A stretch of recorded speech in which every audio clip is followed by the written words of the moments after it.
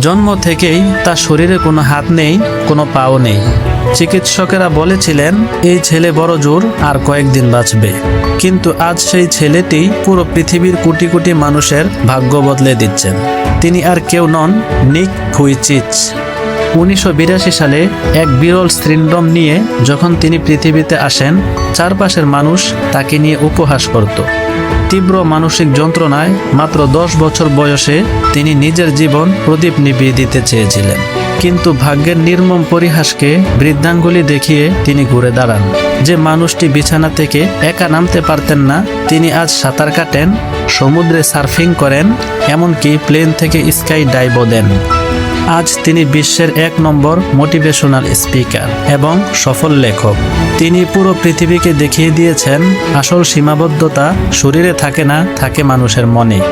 হাত পা ছাড়াও যদি একজন মানুষ বিশ্ব জয় করতে পারে, তাহলে আপনি কেন নিজের ভাগ্যকে দোষ দিচ্ছেন?